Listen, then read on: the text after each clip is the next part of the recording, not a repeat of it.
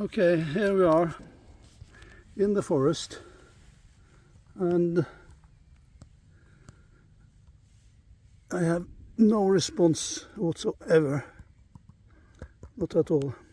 So I have to stop and restart it again to see if that will help.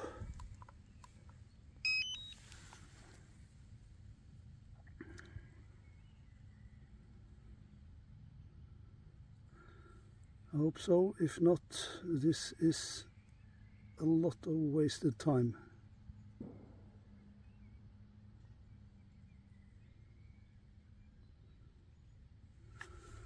Let's see, I'll want to change it from... No, can't change it. Can't do anything. So then I'll try once more.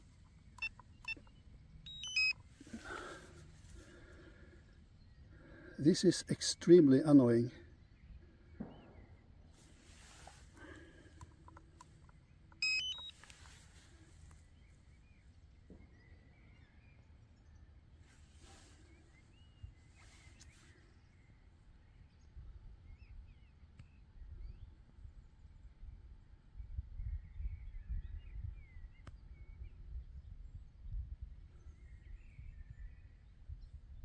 Okay, just try.